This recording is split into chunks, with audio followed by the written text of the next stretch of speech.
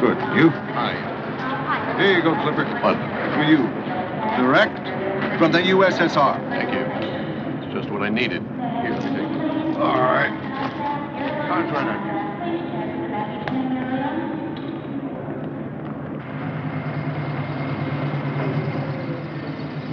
Oh, you know, the usual round of talks. Ellen stayed in a hotel most of the time. We weren't allowed to sightsee much. Well, didn't you have any fun at all? Oh, yes. He gave all the Russian committeemen subscriptions to the Wall Street Journal. He will do anything for a laugh. Welcome home! Oh, welcome home! Hello. Oh, see you both. Too. How you been? Good.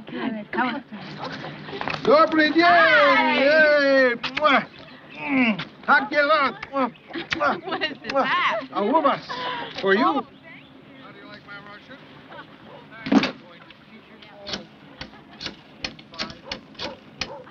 Now, let's go.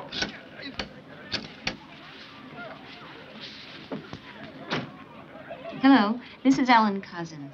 May I speak to the doctor, please? Yes, I'll hold on. Girls! Why don't you take the bags upstairs? Oh, okay. Yeah.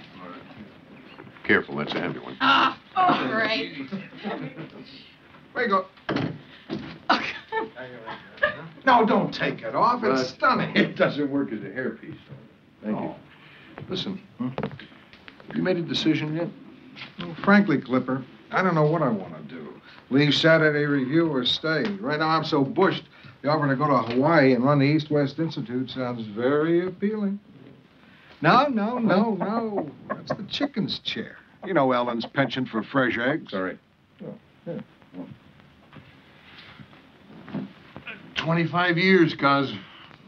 Dean of all New York editors. Saturday Review wouldn't be the same without you. Hell, we might even have to start working. Hello? Hi, Bill. I'm glad I got you in. Ellen, when did you get back? We just got back from the airport. Bill, I'm a little concerned about Norman. Why, is anything the matter? I don't know. He's just not right, I can tell. Of course, he says he's all right, but you know how he is. He always says he's all right, no matter what. You better let me talk to him.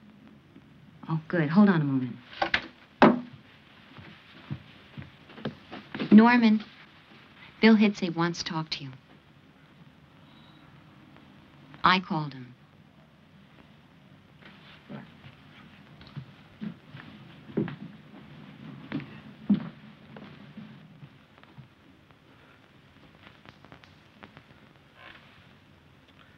Hi, Bill. Norman, Ellen tells me you're not feeling well. It's just about gone, whatever it was. Too much borscht, if you ask me. Maybe so, but I still should take a look at you. Bill, I really don't see any reason to come in. I'm all right. You know what I need? A good night's sleep, that's all. That may be, but I'm still going to take a look at you. All right. I'll call your office tomorrow and set up an appointment. That'll be fine.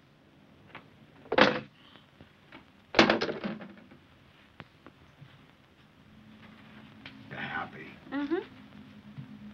There's not going to be anything.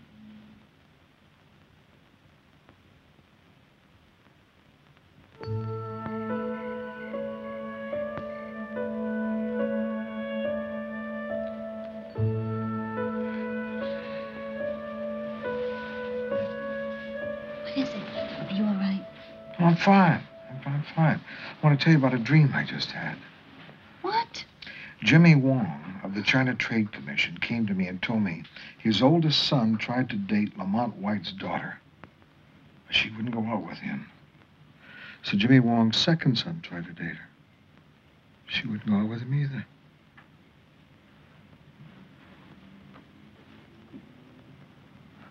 So? Don't you see what that proves? Two Wongs don't make a White. No. Norman, not two. Oh. Well, good night, dear. I love you. Your patience with me is phenomenal. Norman, I love you too. Mm. I don't know what I'd do without you.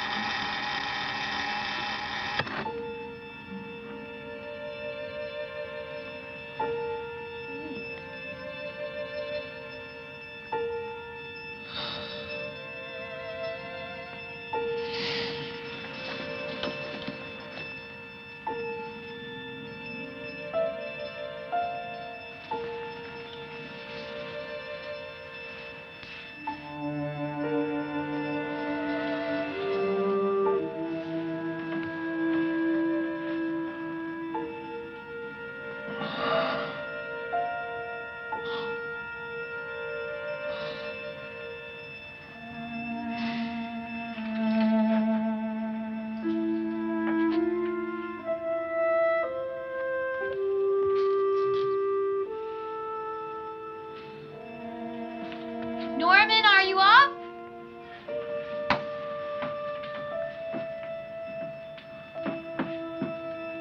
Breakfast is almost ready. I'll be down in a few minutes.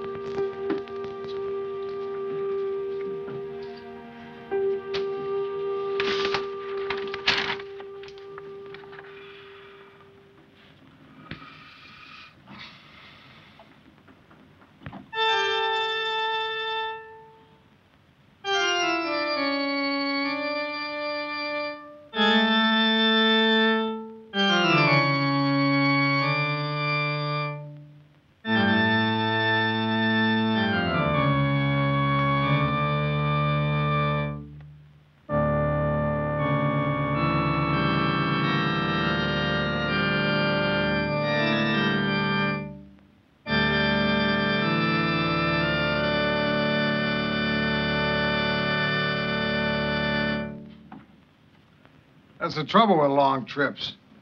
You can't practice. You get rusty.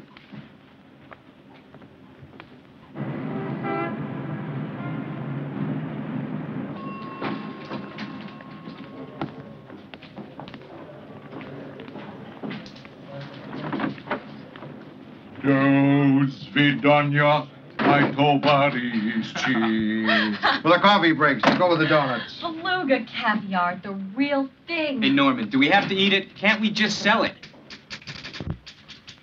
Hi, Joan. Welcome back. It's good to be back. Norman, it's exquisite. Well, it's something I found in Leningrad. They say it once belonged to a cousin of Ivan the Terrible, but don't you believe it? Thank you. I love it anyway. Where would you like to begin? At the top. First of all, your winter lecture tour is shaping up great. More responses from colleges and universities than ever before. Good. You're a star. Was there ever any doubt?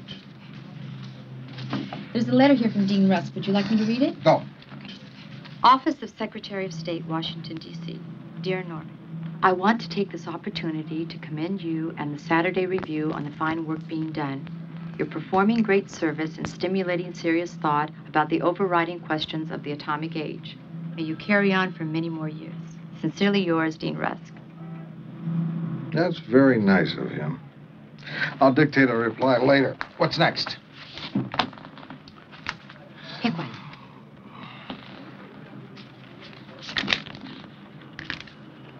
Not bad. Norman, I know you're not feeling well, so thank you a lot for making time for this lunch. No, honest to God, I appreciate your help.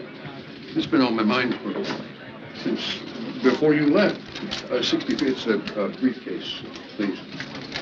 I mean, I'm not anti-science, No. but damn it, something has to be done to set the standards for experimenting on live animals, and I don't see that being approached. Thanks, twice. Good. Sorry. I'm with you, Clipper, whatever you say. Well, the point is that these corporations have a completely free hand to experiment. Brings me up. Race you back to the office. What? Race you back. Well, I'm gonna beat you. You know I will. You haven't yet. Norman, because I let you win because you're the editor. Yeah.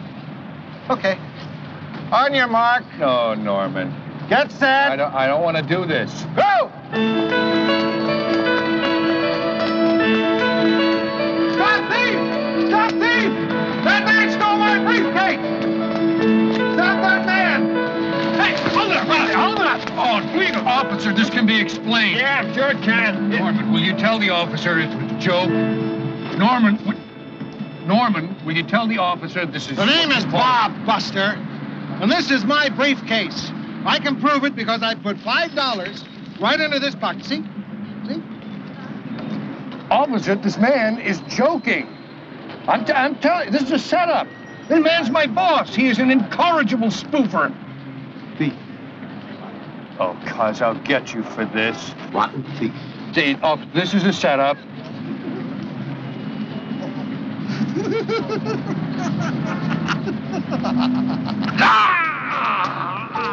Norman, what is it?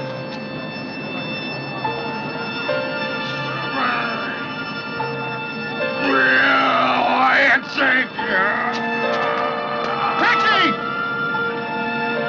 Taxi!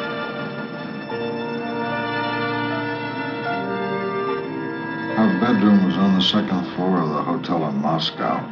We kept the windows open. Diesel trucks kept going by all night. We must have inhaled a lot of fumes. In fact, I remember feeling nauseated every morning. Then at the airport, a big jet swung around in front of us. We caught the exhaust point blank. Could it be the hydrocarbons? Swallow. Bill? How does Ellen feel? Fine. No problem with her. Well, it's possible it could affect you and not her. But if it is the heavy metal poisoning, the blood tests will show it right away. Well, let me see. Hurts? I know. That too. All right.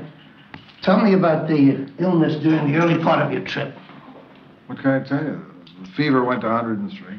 Strep infection? It was never identified. It left as soon as it came. What about the trip itself? Frantic. One frustrating problem after another. Follow-ups all over the place. Late-night paperwork, meetings. Seems as though this whole year has been like that. I've watched you. You've been under a great deal of strain. Adrenal exhaustion. Could that be what this is all about? What? Thank you. Sedated. That's not good. What's this said?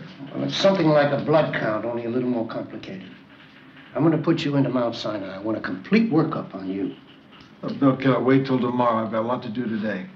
No, it can't. Now, I know you know something about medicine, but I'm the one here with the credentials. Get dressed. I'll take you down myself. Dr. Hill, emergency telephone. Dr. Hill, emergency telephone. Ellen. Oh, Hi, sweetheart. hi. He's done this home. How is he? What is he saying? Well, we know your husband. He will give you several thousand words on the state of the world. He will rage about the human condition, but just try to get him to say anything about his own.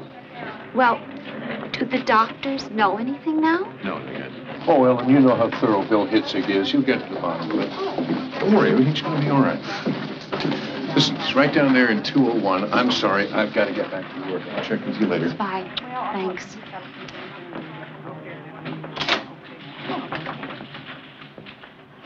False alarm. Was the cabbage borscht after all? It was the stroganoff. I'll be out in no time. God, Cleveland was so worried I didn't know what to think. Doctor! Doctor!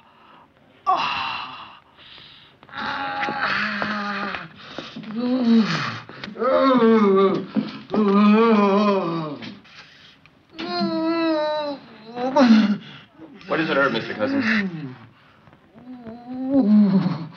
Everywhere. Everywhere.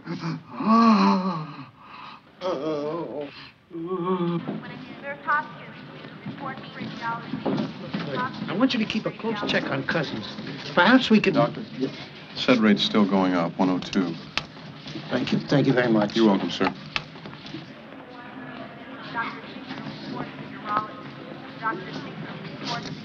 Ellen, I'm sorry. We still don't have a handle on this. The latex test for arthritis has come up negative. But I'm still not convinced. I'm going to bring in Dr. Paulson. He's a very good man in rheumatology. Well, maybe he can shed some light. Ellen, why don't you go downstairs and get something to eat? Oh, I'm not hungry. I've got rounds to make. Please don't stay too late. You've got a long ride home. Anything new, I'll call you. All right? Thanks. Bye. Bye.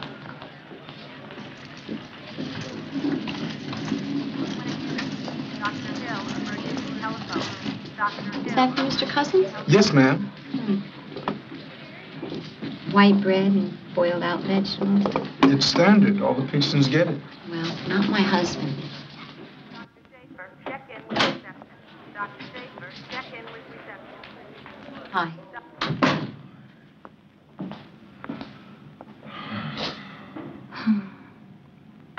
Norman, we're going to have to decide what we should say about this.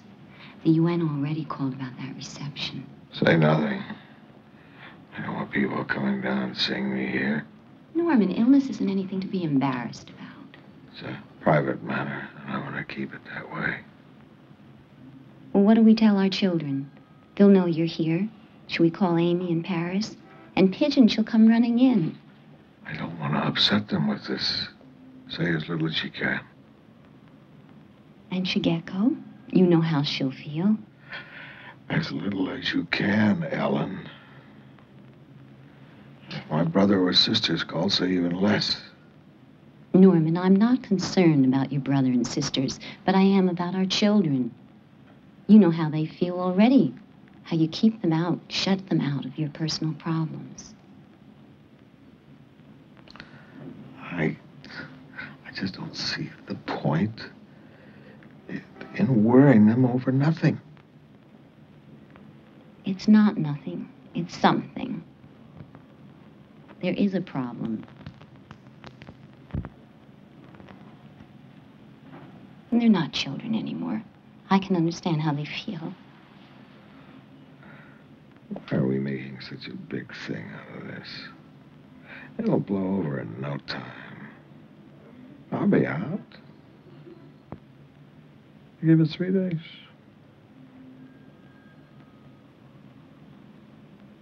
Well, what about 2 days? Make it 1. All right, I'll check you out in half an hour, okay? There. That's better. What's that? I need some blood, Mr. Cousins.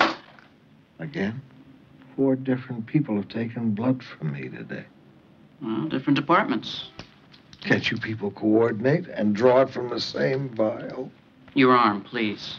Can't you take urine instead? I can spare that a lot easier than I can blood.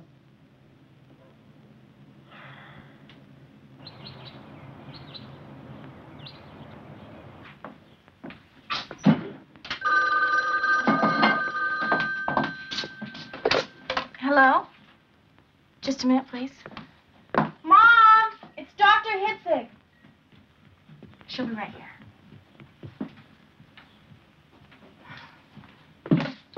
Yes, Bill. Helen?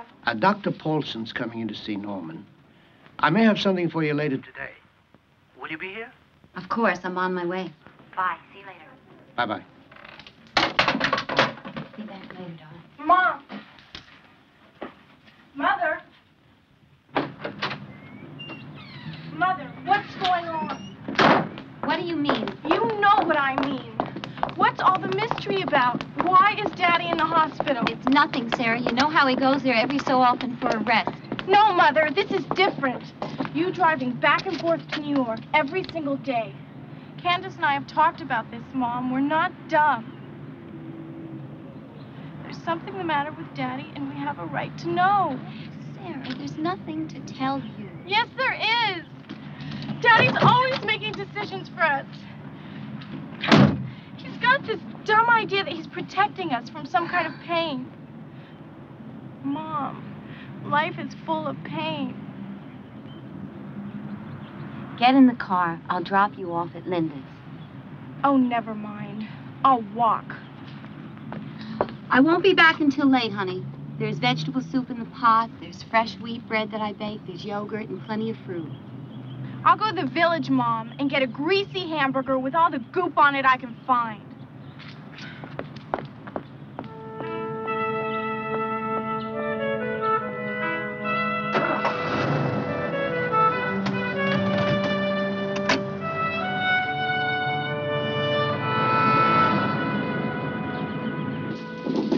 Discuss the elements of the case. Sure.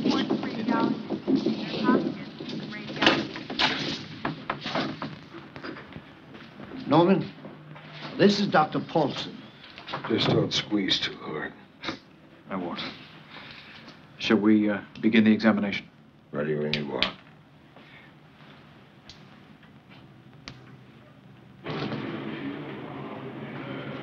Dr. Silver, telephone. Dr. Silver, telephone.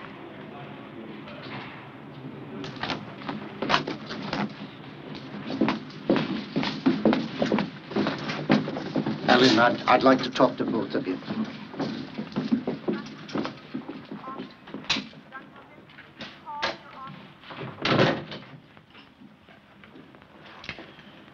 Well, here's the situation to this point. We seem to have a variety of opinions.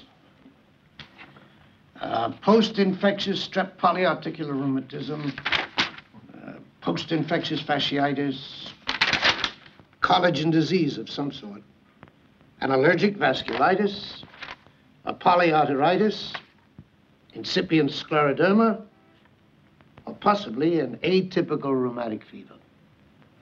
I see. Multiple choice. Can I pick the one I want? Please, Bill, what does he have? Yes, damn it. What have I got and when do I get better? Frankly, Norman, I don't know. I don't know the answer to either one of those questions.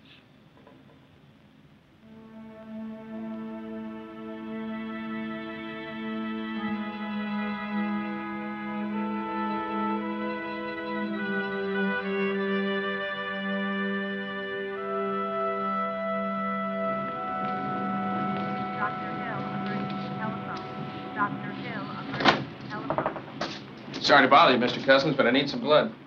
Did you see my sign? Well, yes, sir, but we have to run some tests. Come back in 3 days. I only give blood every 3 days. I can't afford to give any more. But, Mr. Cousins, we need some blood. What's the matter with you? You'll stick me, and then someone else will stick me, and so on and so forth. No wonder I'm weak. This hospital's bleeding me to death. Now get out of here. Yes, sir. Wait a minute. I'm sorry. Not your fault. Look, I'll make a deal.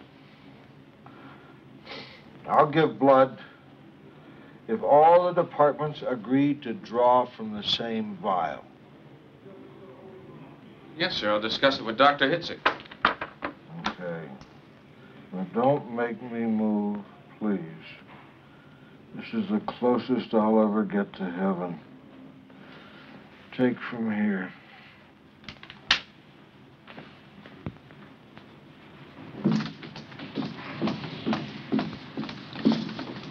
Hi. Hi. How are you? All right. What have you got there? Vitamins, minerals, enzymes. Oh, honey, I can't eat all that. You won't have to. Where are you going now? I'll be right back. You just got here. I'll be back. Dr. Schaefer, check in with reception. Dr. Schaefer, check in. Hi. I'm passing out fresh vegetables.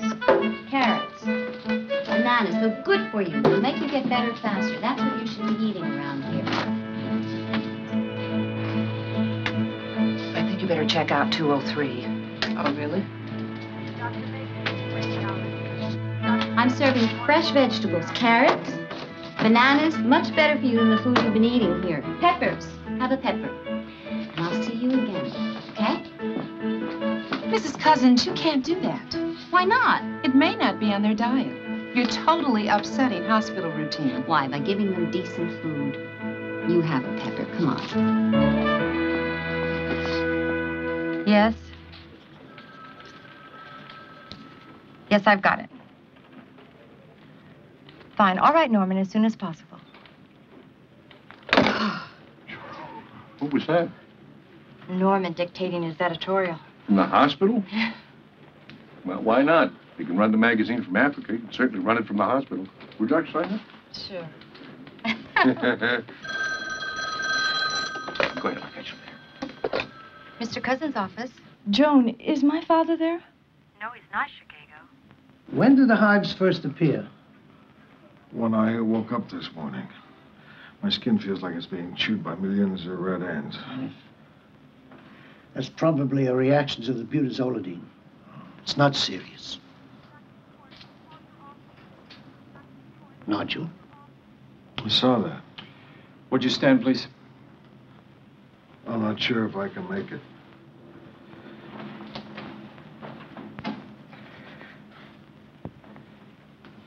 All right. We'll increase the codeine. That'll ease the pain. Mr. Cousins, in my opinion, based on my examinations, you are suffering from some form of paralysis which is progressive. And I think you should prepare yourself for a long-lasting disability.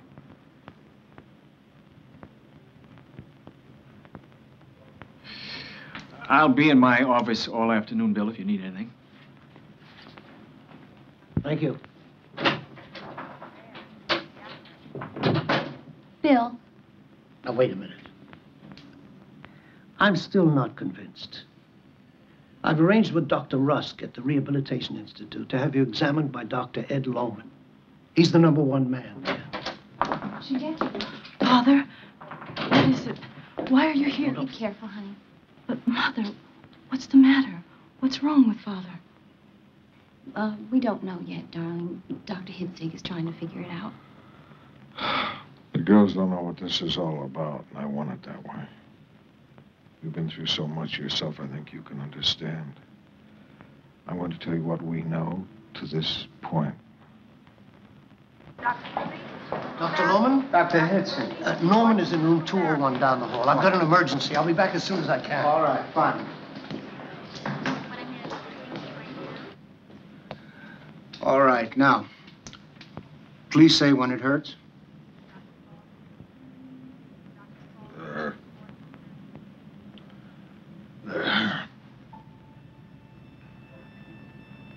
There. There!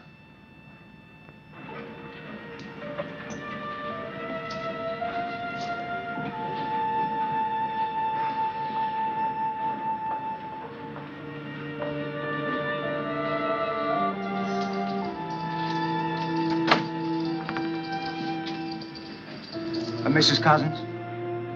Dr. Blake, recovery. Dr. Blake, please report to recovery.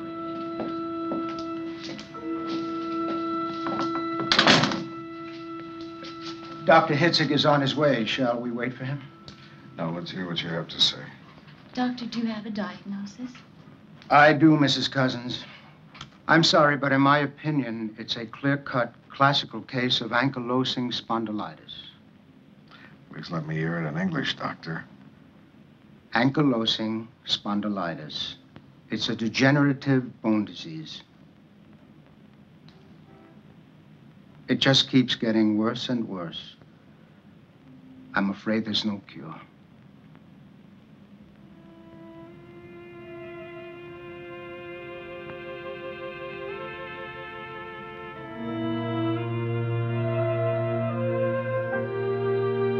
Thanks for help. All right. I'll call you? Yes. Okay. Nurse Hopkins, report to radiology. Nurse Hopkins, radiology. Miss Cousins, are you all right? Miss Cousins, is there anything I can do?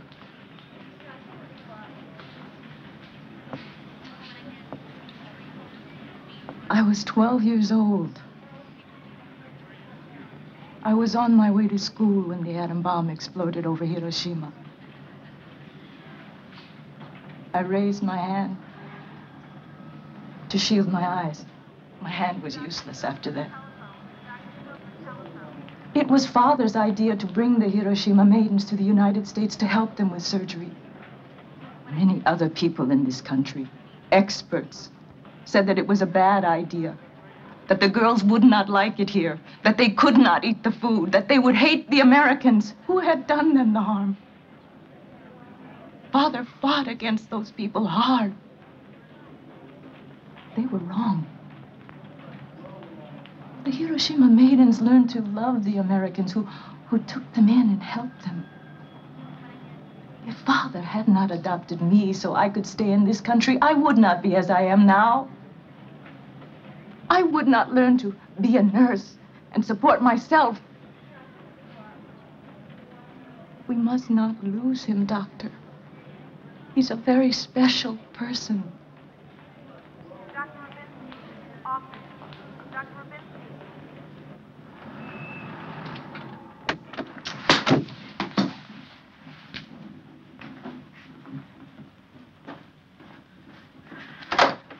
Mother.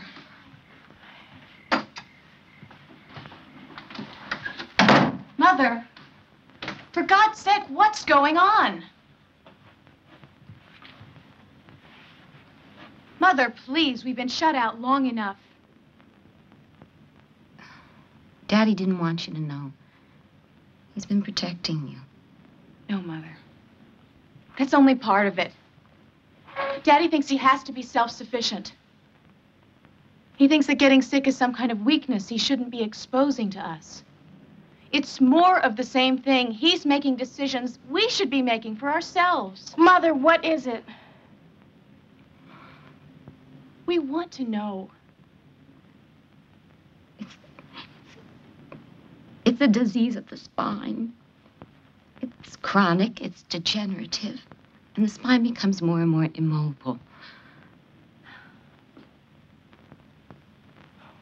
Oh.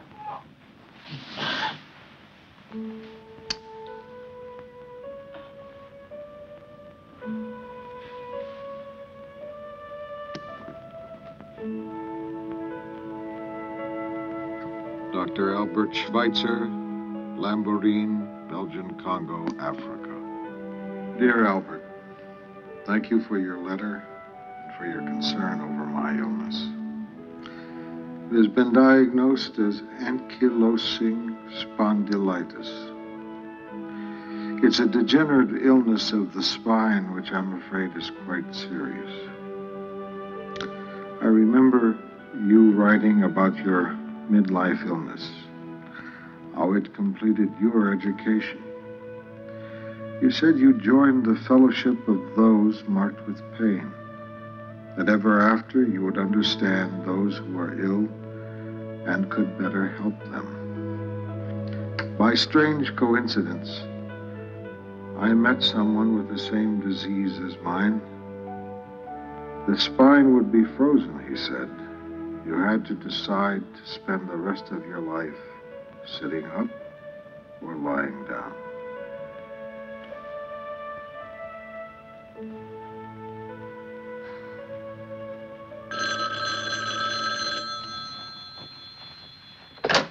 Hello? Standing. What? Not sitting up or lying down. Standing. I'm going to lick it. I don't care what anyone says. Norman? What is illness anyway? A laundry list of problems to solve. A war. The other side establishes a beachhead. Your side fights back. Whatever it throws at me, I'm gonna throw right back. Norman, would you please calm down? I am calm. I'm positively passive. Now, I know you're sitting up worrying. Stop it. Go to sleep. Sleep? Good night, darling. Bye.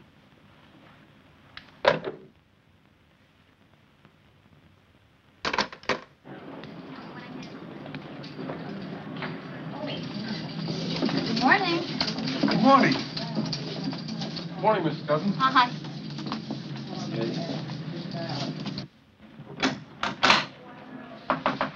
Hi.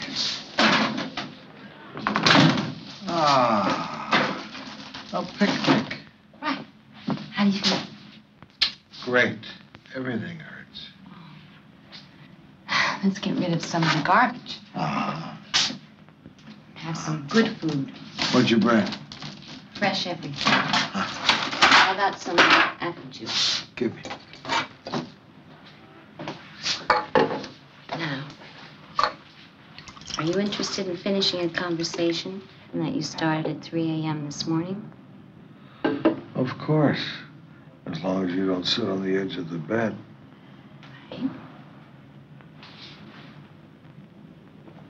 Right.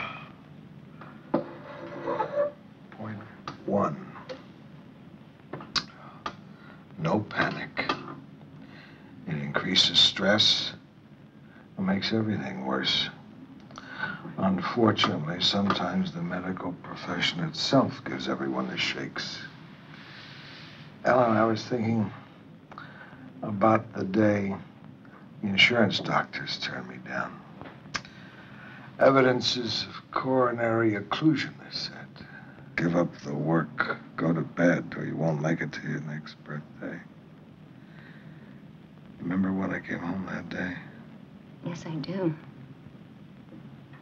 Candace and Sarah were standing at the gate with their arms out, waiting for you to pick them up. Remember what I did? You picked them up. And you threw them in the air. Again and again. And I thought you'd gone crazy. Ellen, I had a decision to make then as to how I was going to live. I have a decision now as to how I'm going to live. Right? I'm going to keep throwing the girls in the air.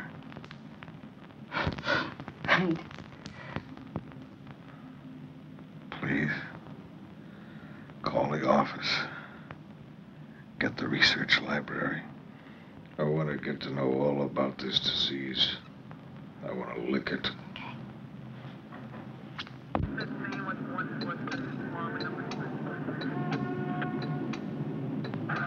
Turnips, try pepper, Bill. Delicious. Forget about the vegetable salad, Norman. What do you want to talk to me about? Albert Schweitzer once told me that illness never stayed with him long. He was too inhospitable a host. Each patient, he said, carries a doctor inside him. Physicians are at their best when they give the doctor who resides in each patient a chance to work. Vis medicatris naturae. The healing power of nature. Well, if negative emotions can produce negative chemical changes, wouldn't positive ones produce positive chemical changes? I mean, isn't it possible for love, hope, faith, laughter, confidence, the will to live, to have therapeutic value? Norman, there's nothing so revolutionary about that. All doctors know that a patient's attitude has a large bearing on healing. I want to change my treatment. I want to start taking responsibility for myself. I want into the act, but I don't want to do it alone. I want a first-rate doctor monitoring me. Bill, I need your partnership in this. How do you want to change the treatment? I want to drop all the painkillers. Now, I know butazolidine and aspirin are anti-inflammatory. In that they make some sense, but they're toxic. All right. You're hypersensitive to the butazolidine anyway. What about the pain? How do you expect to handle that? Well, I'll handle it if I feel I'm getting somewhere. And the joint inflammation, how do we get at that?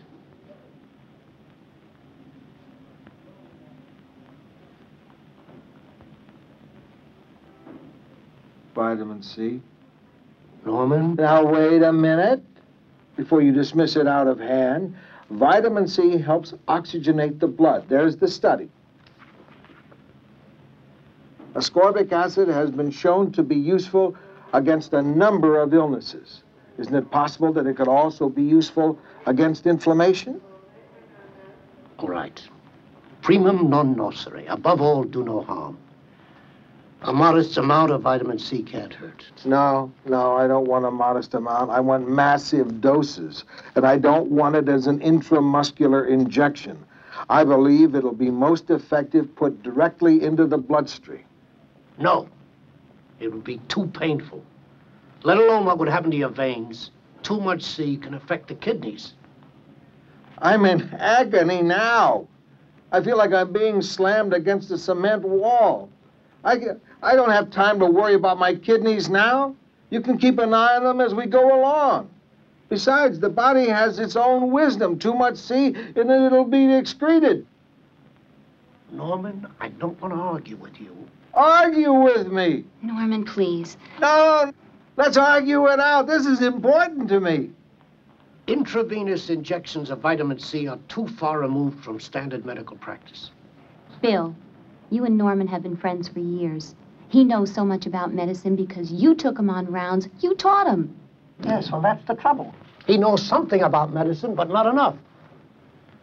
Now, listen to me. Intravenous injections of vitamin C has never been tried before. Then it's time it was tried. I have no idea of what will happen. If anything happens, you'll be right there to stop it.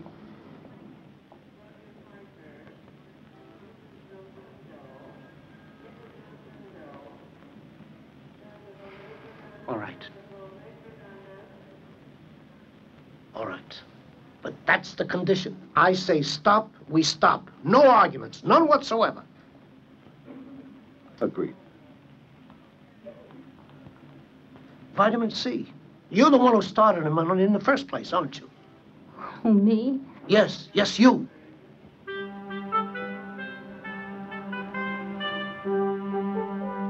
When the news gets out about what I've agreed to, my colleagues ought to play hell with me. Here, try your pepper now.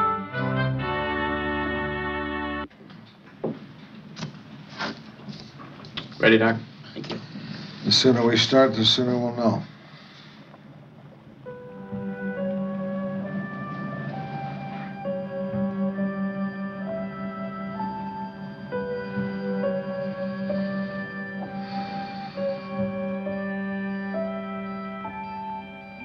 I don't know, Norman. All this vitamin C, I just don't know.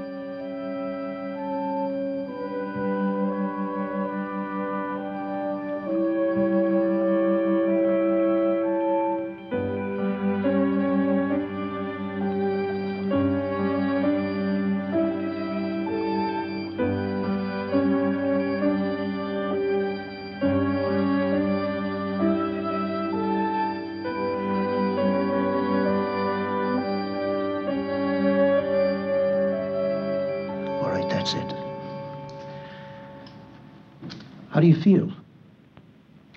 How do you want me to feel? Norman, this is no time to make a joke about this. I feel great. Okay. Now I need a sedative. But I want to increase the vitamin C tomorrow. Gradually, I want to get it up to 25 grams. In time, in time. You rest now, Norman. I'll be back in a while.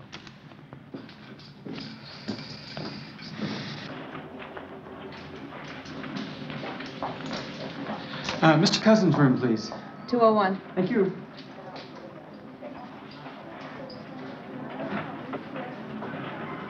Well, I am puzzled by certain aspects of the case. Excuse me, George. I'll see you later, Phil.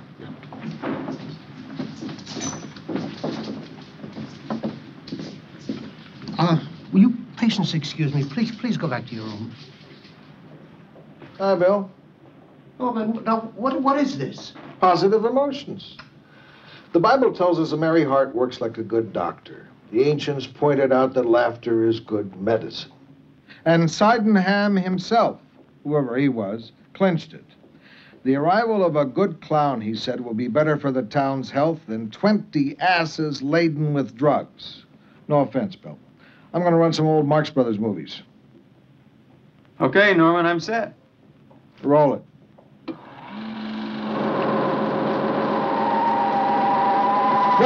Wait a minute. I've got an idea. Let's run some sed rate tests before and after and see if there's an effect. What do you think?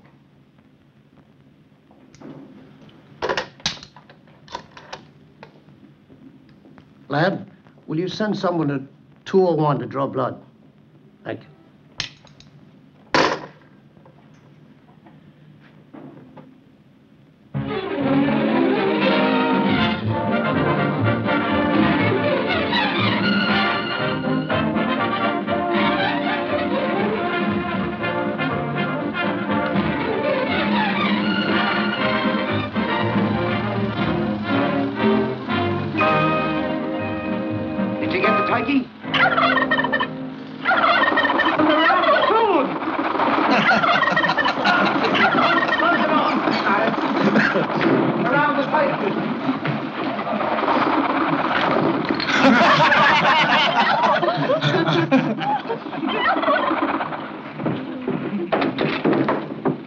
Well, we had no cranberries anyhow. Well, this only goes to prove what I always said. The hotels are no good. Okay,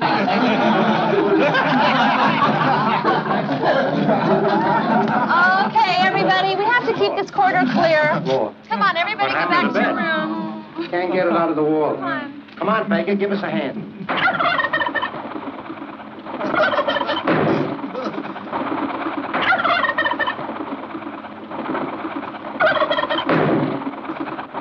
How do you like it? It's the same for my second act. I don't like it. If you don't like it, we'll put in another scene. You can have any scene you want.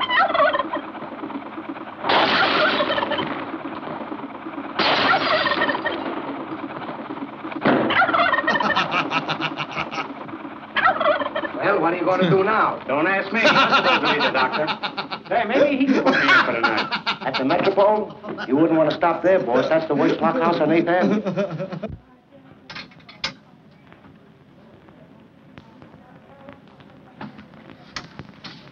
Okay, thanks, Jack. Emergency telephone. Dr. Hill, emergency telephone.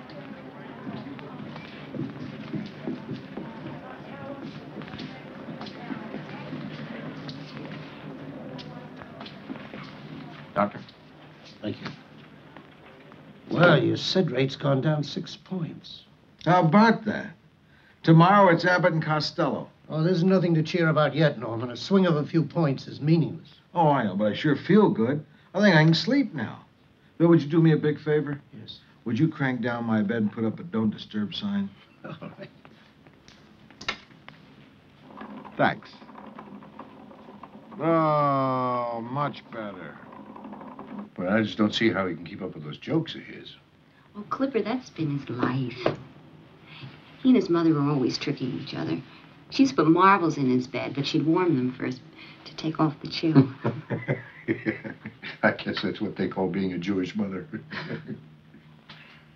Well, that smells good. What is that? Bean curd soup with matzo meal dumplings. Matzo miso. We call it Japanese cooking. That is so bad. I know. Did you make that up, or is that a line of Norman's? Okay, listen, I think that we should talk to Pigeon, get Amy back from Paris, and get together and do something, okay? Okay. All the nurses are complaining, and I don't blame them. Patients are asking questions. Why can't we see movies, too? Bill, this is a hospital, not a fun house. He plays those comic routines. He starts belly laughing. Patients gather outside the door. We need crowd control just to get down the corridor. Now, you've got to do something about it, and right now. All right.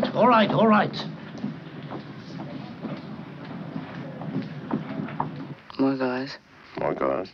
More gauze. A little more gauze. We don't have any more gauze. That's all the gauze? Yeah. I don't know what happened. We had a small roll of gauze. Sponge. Sponge. A sponge. You have the sponge. Give me another sponge. I want two sponges. What's the matter? Norman, there are going to have to be some changes.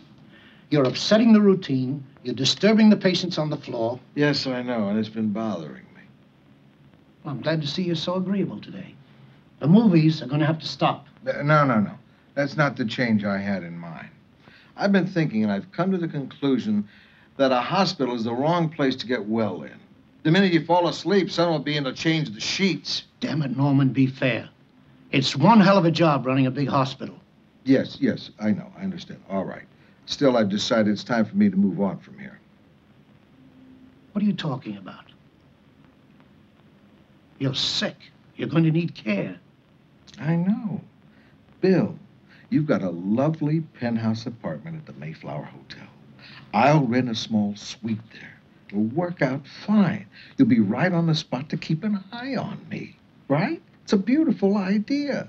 The food will be better, a lot better. The rent will be cheaper, too. Isn't it a great idea? What's this? 2 points! Damn it, Bill. I just heard you're letting Norman leave the hospital. Is that true? Yes. That's crazy. You know what the problem is? You're too close to him, and you are letting him shove you around. Oh, Cleveland, don't you start in on me, too. Bill, Norman is a rare man. He is the best damn editor this city has ever seen. And he's one of the few who cares anything about the ordinary guy. Most of them, you know, can't wait for noon Friday so they can escape to their enclaves in New England. Then they shut themselves off from the very people they say they're writing for. Norman's not like... See, the problem with Norman is his idealism carries him straight into the realm of fantasy, experimenting on himself like this, and you're letting him get away with it. Well, Bill, I understand. You don't want to argue with him because he's sick. Well, Norman is counting on that. That is abject tyranny on his part. And you're letting him do it. All right, I'll argue with him. Go ahead, Amory. Argue. No, I can't argue. This is crazy. Norman belongs in a hospital, not a hotel. Bill, if I got a sick burro, I'm not going to show him Marx Brothers movies. I'm going to stuff him full of the best medicine I can get my hands on. I've tried my best to do that. But this isn't going to work, is it? Can you honestly tell me that you believe in this cockamamie treatment that Norman's dreamed up for himself? Can you? Cleveland, I've discussed enough medicine for one day. I'm going home to dress for dinner. No, wait. You haven't answered my question, Bill. Do you believe in the treatment that Norman's worked out? The important thing is Norman believes, and I think I should support him. That's not what I asked. You believe it? No, not at all.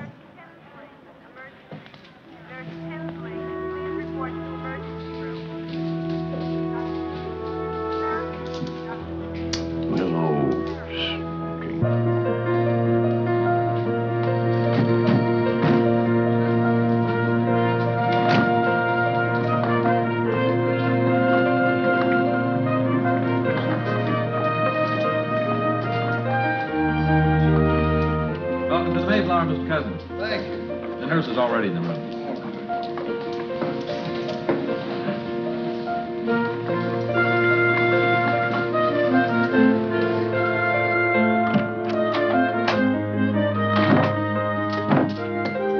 Hello, Mr. Cousins. I'm Nurse Frances. Hi, Francis. Nurse Francis. Hello.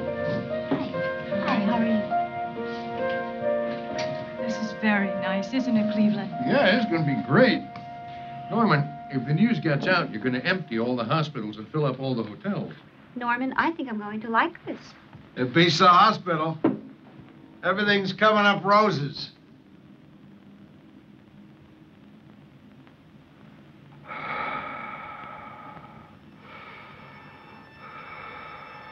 It's different. I haven't had this before. I think it's a cramp. That's all it is. It'll pass. Damn. It's locked. My jaw's locked. Don't make any noise, for God's sake. Don't wake Helen. Easy. Don't panic. Keep quiet.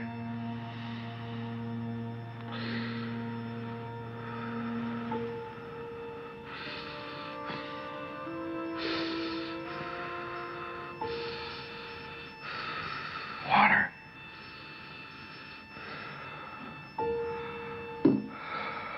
Cool.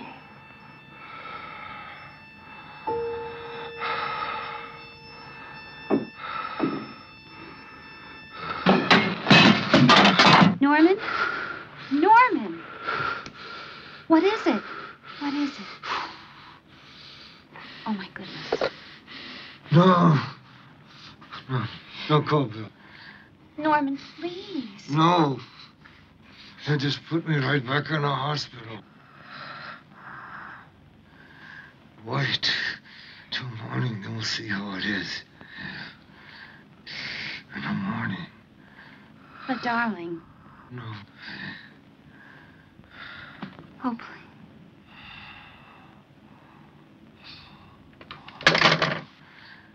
Okay. I'll be right back.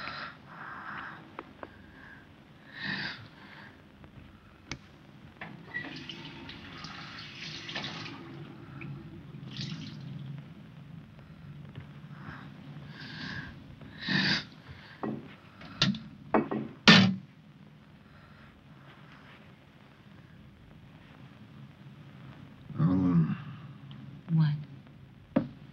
it's a lonely business, this being sick. Not with me around.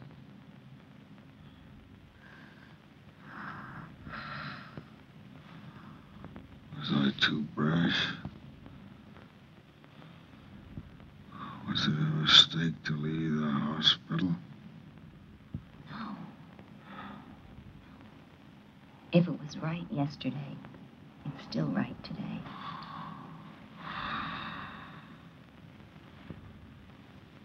I can still do it. What? Throw back whatever he throws at me.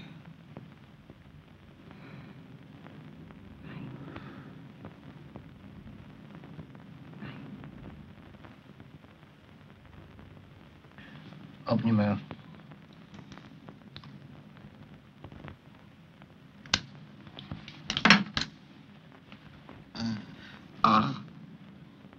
You have anything new to tell me? Now, don't kid me, Norman. It's in the jaw now, isn't it? Now, you listen to me, both of you. If you want my cooperation in this, if you want me to be a partner, I simply will not put up with your keeping anything from me. You can hide whatever you want from anyone else, but not from me. Is that clear? I'm sorry, Bella. Of course you're right. Now, you can keep on laughing your head off, and I'll keep on with the vitamin C. But you're going on round-the-clock nurses, and no argument it's called for.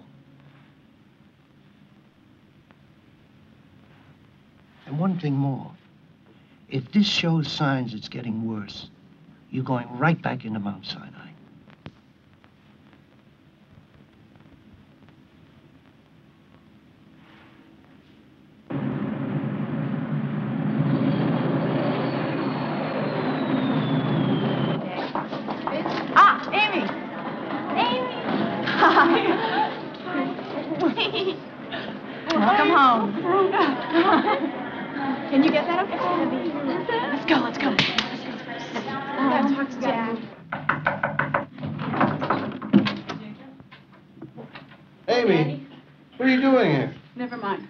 want to talk to you. What? Let's bring him over. Mr. Cousins. Oh, no, it's all right, Francis. These are my daughters. Yeah. Does your mother know you? No, Daddy. Mother doesn't know we're here. She doesn't even know Amy's back. Daddy, Hmm? do you remember what you wrote in the Saturday Review credo? What? Why, I wrote a lot of things. I wrote that the magazine is by natural right the property of the readers. That a writer must believe in what he writes. That cynicism is a waste of time. Daddy, your paragraph on feelings. That honest sentiments, honest passions, and honest indignations are among the highest expressions of conscience. That there is no need to feel shy or awkward or embarrassed in their presence. We're mad, Daddy. All of us. Shutting us out is a sign of disrespect. It's not right. It's telling us what's good for us and what isn't. And we should be deciding ourselves. You think Shigeko can handle it better because of all she's been through. But that's not true. Daddy, we love you. We're family. We want to be in on this, Daddy. We want to help you with what you're doing. Please. Daddy, please. Don't shut us out.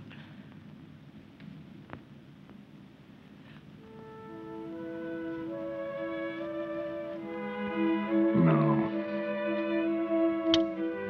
I know.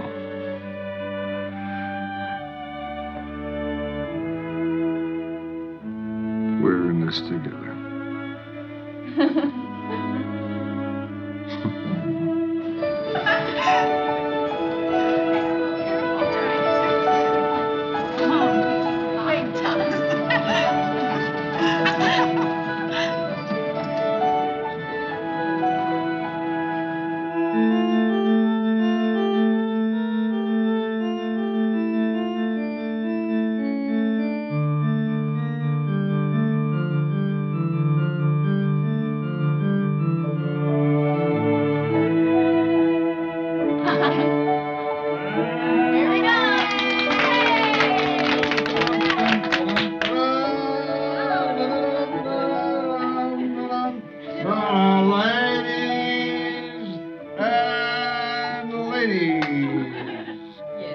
Presenting in the center ring, that eminent prestidigitator, Norman Cousins, tying his shoe.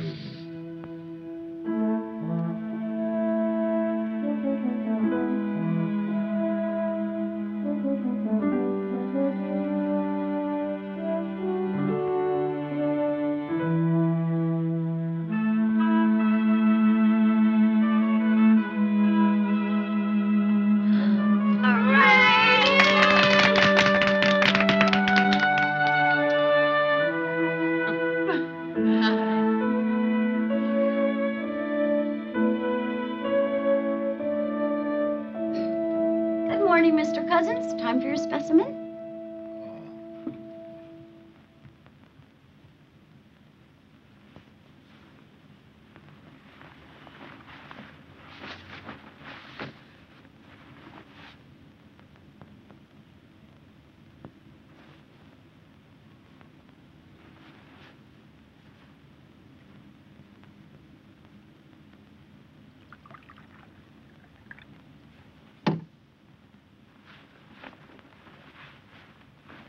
All right, Francis.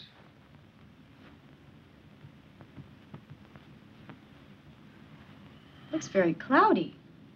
It is. Let me see it. My golly, you're right. Let me run it through again.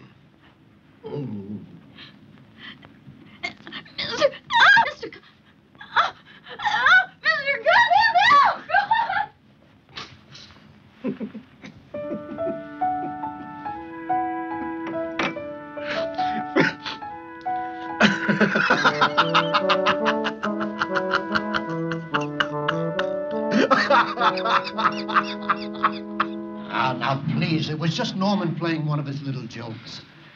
Well, I'm quitting, Doctor. That's all. I'm quitting right now. I thought I was going to have apoplexy. Well, I don't blame you. I don't blame you at all. It was not a nice trick to pull. I'm sure Norman will apologize when he realizes how you feel. It's not funny. Norman?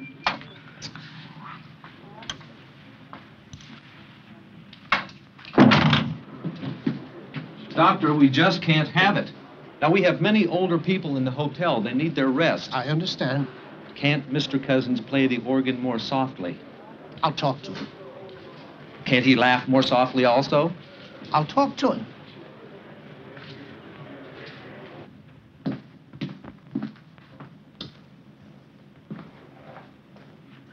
You still yakking it up with Cousins, Bill?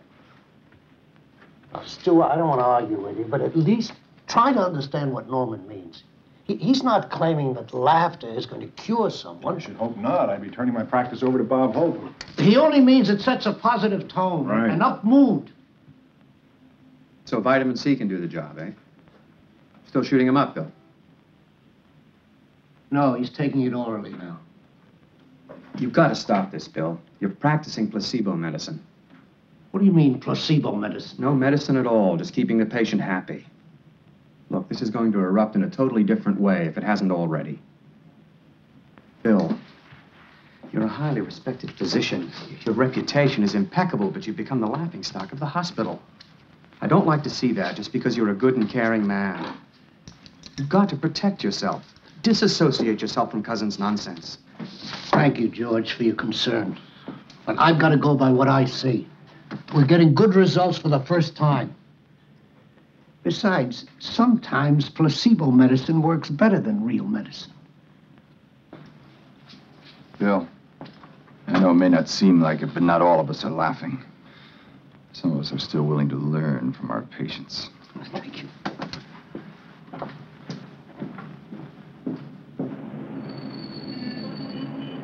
Yes, I'm feeling much better. Thanks for calling. If I can make it, I most certainly will. Right. Okay, bye-bye.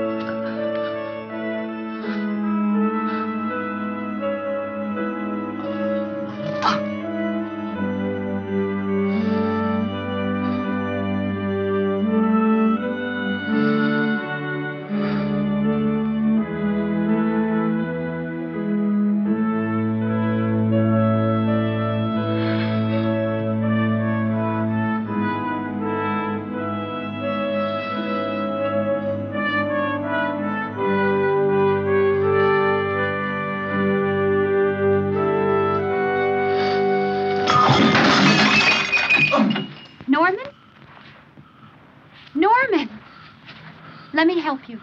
No. Please, Norman. No. Norman! Honey. No. Okay. Here. I'll just take your arm and let me help you just... No. Let me do it myself. Okay.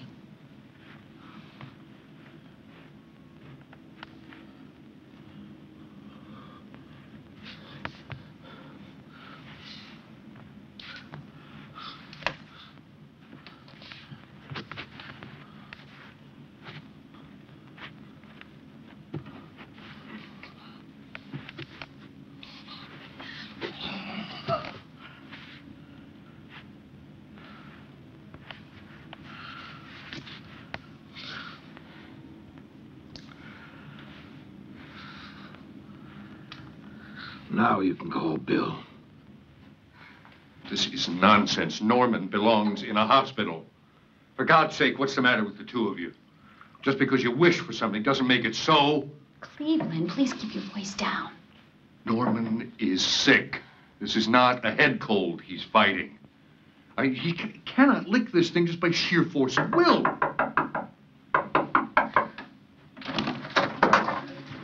Mommy, what happened? How is he? Go on, go see him, Daddy. Don't sit on the bed. Girls. Guess I'm gonna need more of your help. Looks as though we've still got a way to go. We're here, Daddy. We're with you.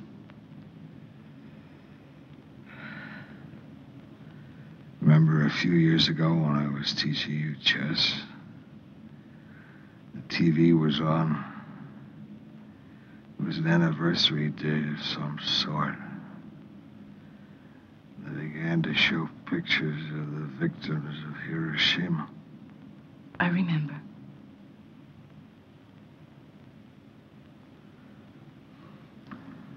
I worried about you seeing them. Wanted to turn the set off. Remember what you said? Yes. Tell me again. I said I could take it.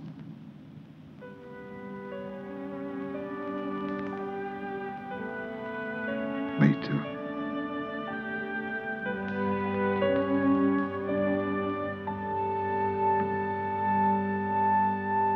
And Hideko Sumemura. You remember her. She was the youngest maiden. She has 2 babies now. Terue Takeda has 3 children. And Yoshi Harada has 2. I see. What you're saying is when I get all better, I can also get pregnant. Oh, no. Dr. Schwartz, call your office. Well, how's he doing, Bill? Working a miracle, I suppose. Well, he's making very good progress. Frankly, I'm amazed. Really? Then it isn't ankylosing spondylitis. I see. If he gets better, he doesn't have it. If he doesn't get better, he does. Isn't that a hell of a way of arriving at a diagnosis? Well, mistakes have been known to be made. Don't argue with me, George, about what Norman has. Argue with the #1 man at Rusk's. He knows what Norman has.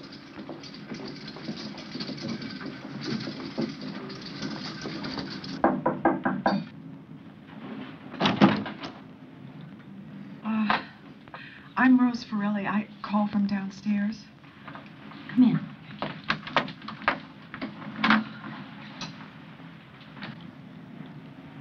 I'm Rose Forelli, Mr. Cousins. I saw you several times at Mount Sinai. I don't think you noticed me. I'm sorry I did, Mrs. Philly. Won't you sit down? Thank you. Would you like a cup of tea? No, thank you. My husband was at Mount Sinai the same time that you were there. He was staying just down the hall from you. We used to hear you laughing, and your wife brought us fresh vegetable. My husband is very ill, Mr. Cousins. He's very, very ill. say that there's no hope. They sent him home too. I'm sorry, Mrs. Furley.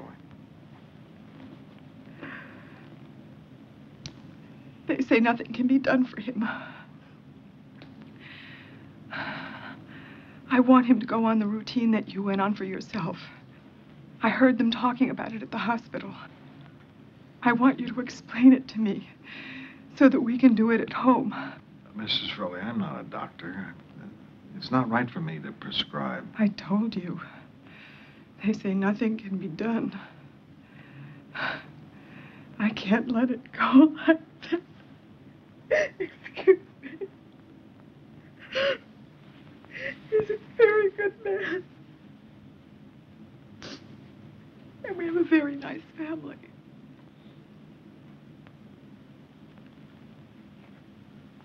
Mrs. Furley, this is my doctor's phone number.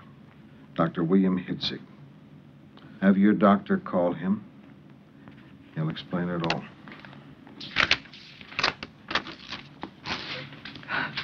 Thank you, Mr. Cousins. God bless you. Please, let me know what happens. Yes, of course I will.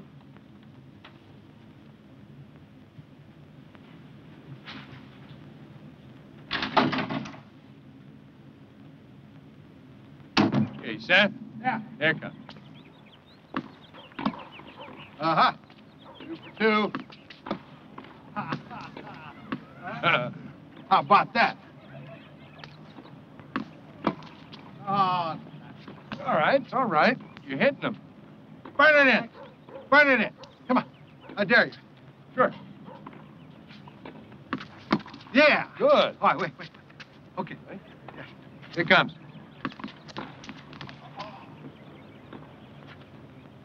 You okay? Sure. Come on. Oh, last one. Yeah. Ah! Last one. Ah! Do that. There you go. Almost. How you feel? Great. Oh, that's what I call a workout. Go on, I'll buy you a nice tall drink. It's my coat. No, that won't work.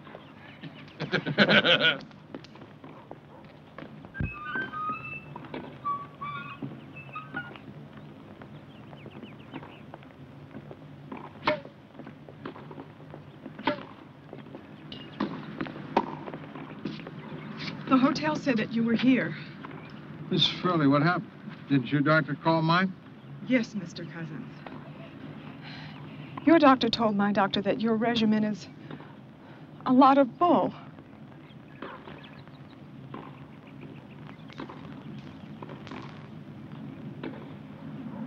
I thought you might want to know that. Mrs. Furley, I'll write down everything I'm doing and mail it to you. But listen, you've got to understand that I'm not saying that every illness can be overcome. And you shouldn't try without the help of a good doctor. I'm not disrespectful of the medical profession as a whole, far from it. But find a doctor who will join you and your husband as a partner, and who knows that the body can write its own prescription. Thank you, Mr. Cousins. Good luck. Call me if you need any help. I will. Goodbye. Clipper, I'm going to change. Then take me to Hitzig, will you? Any questions? Well, that'll be all. Thank you. Dr. Hill, emergency telephone. Dr. Hill, emergency telephone. Dr. Schaefer, check in with reception. Norman.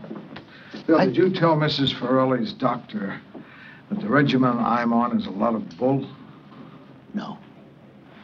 Norman, I've got an important meeting. Mrs. Farrelly said her doctor told her... I did not use that word. If it was used, it was her own doctor's embellishment. But you did say to him that you didn't believe in what I was doing. No, Norman. I do not believe in vitamin C therapy. Well, I'm a lot better. Look at me. Yes, I know. And they all said that kind of a treatment never... I know what they said. Well, why am I getting better? What is it? don't know why. I don't know what it is. I don't know if it's remission or misdiagnosis or placebo effect or sunspots. I don't know if your progress will continue or the whole thing will tumble down on you without notice. Why have you gone along with it all this time? Because you believed. Because nothing else was working. Because I love you and I'm willing to try anything, reasonable or otherwise. But don't ask me to believe in something that has only the most superficial kind of research validity.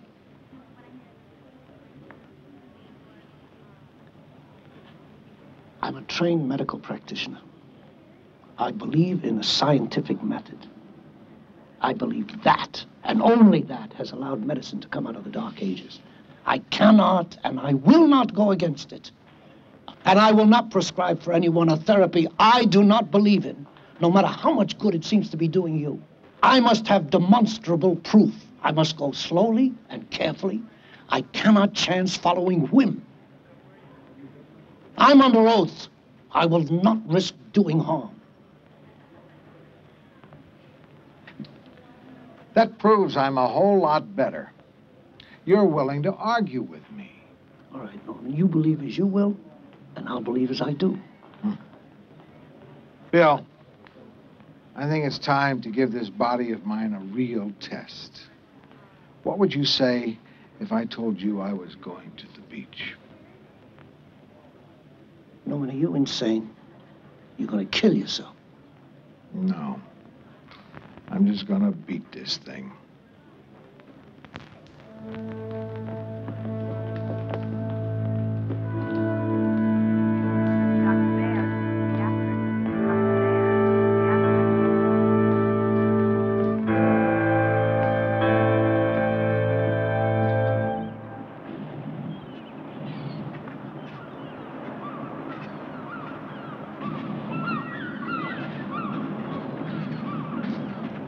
Gorgeous day. Oh, will you take it easy? We're trying to help you. Yeah. Walk past us. You're doing fine. You're doing fine, Clipper. How are you doing? I'm doing fine, too. We're going to the beach. You guys ought to get in the water with me? Maybe. What do you mean, maybe? How about you, Clipper? I don't hear you. You first. It's going to be, bracing. It's going to be What an bracing. unfortunate word choice, Norman. All right, let's take them off. Hold still.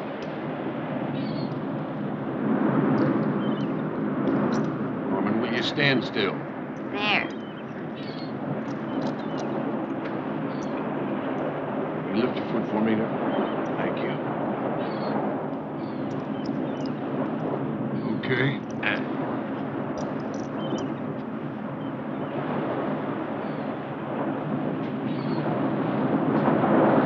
Nice and slow, cuz. Easy. Easy. Let me take your hand. Let me take your hand. Good. Hold tight.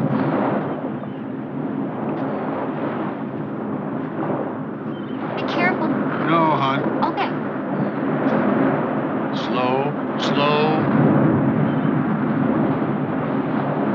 Careful of these rocks, cuz. Okay. Let me do it alone. No, Norm.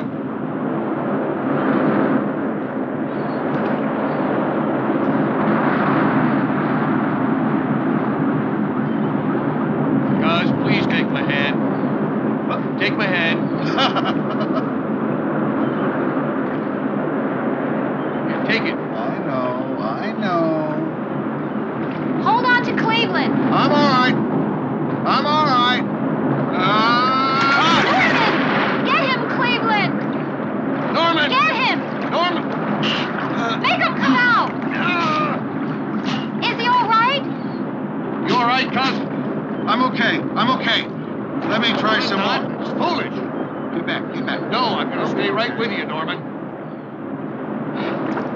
Norman, there's an undertow. Let's go in. Watch out! There's a wave coming! What? Another wave. Come on, let's walk in. Please, Cleveland, let's stop now!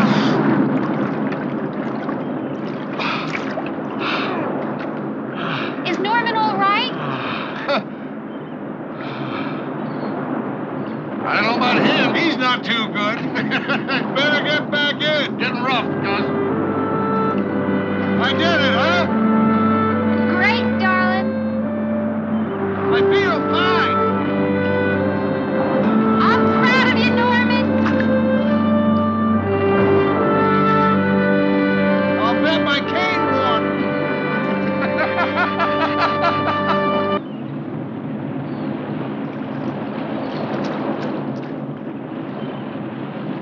Hey, you okay? Huh? Are you okay? Yeah. I'm okay. Are you sure? Are you kidding? By tomorrow, I'll be surfing. Go for it.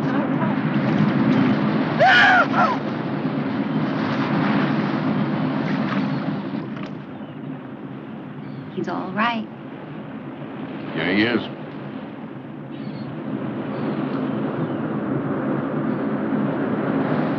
You know, when he was a boy, his family used to call him the professor. He had something to say about everything. And he also had a very strong mind of his own. Good thing, too.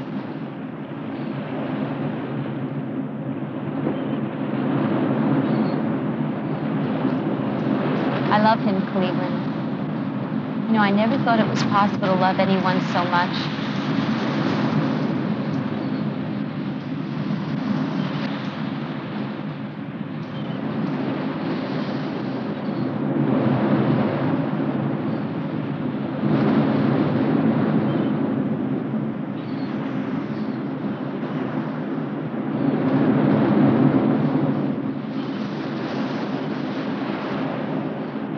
Yes, Bill, he's doing extremely well. What? Oh, I see.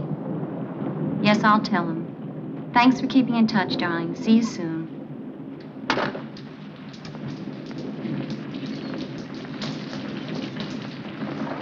That was Bill Hipsig. He says the weather in New York is great, but the hotel doesn't want you back. They should be damn glad you play the organ, not the drums. That's okay. That's okay. It won't be necessary, because we're not going back to the hotel.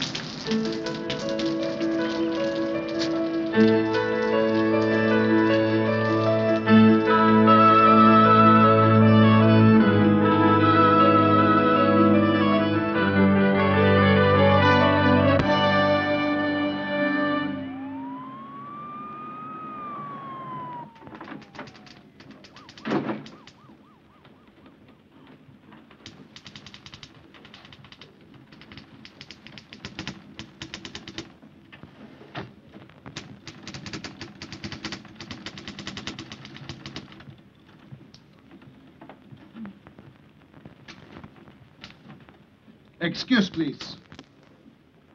Happy day, sweetheart. My name is Professor Weizenhofer, Ph.D., University of Upper Silesia. My card, if you please. Yes, Professor, what can I do for you? Exactly. You see, sweetheart, I have geschrieben un paper on the Krippet marshes. The Krippet marshes by Professor Joseph Weizenhofer, Ph.D. The Krippet marshes are wonderful marshes. They are big marshes. They are deep marshes. They are very wet marshes. Professor. They suck people in. What the hell's going on here, Joni? Oh, Mr. Norman Cousins. Mr. Norman Cousins, to be sure. Such pleasure, Professor Weizenhofer. Congratulations. I have chosen you to publish my paper on the Krippet Marsh. You see, the Krippet Marsh by... Professor, this is not Mr. Cousins. Nine? Then where is Mr. Cousins? That's what I've been trying to tell you. Mr. Cousins isn't here. No? So I wait. I go into his office. I sit and I wait. I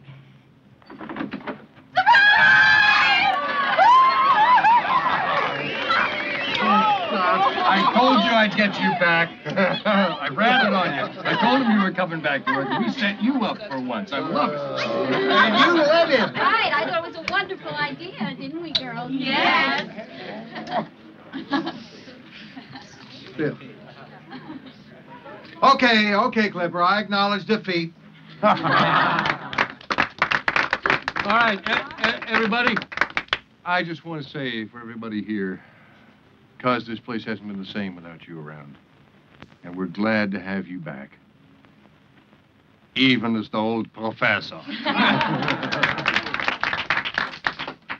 Thank you, Clipper. Thank you, everybody. I'm very proud of all the things that we have done here through the years. I think you all know how much this place means to me.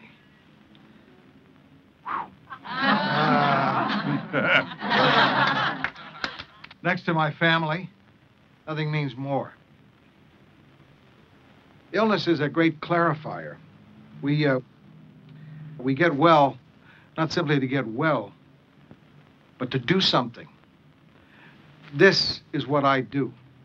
I edit the Saturday Review, and I plan to go right on doing it.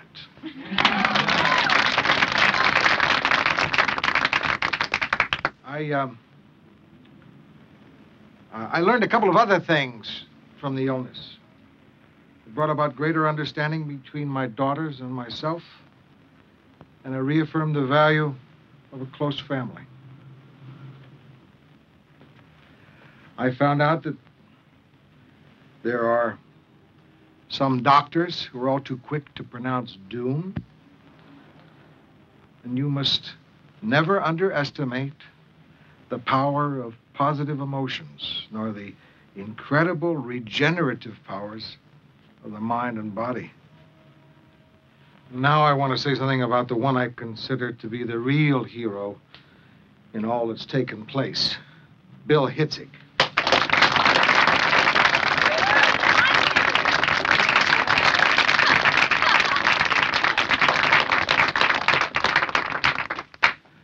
I shall always be most grateful to him.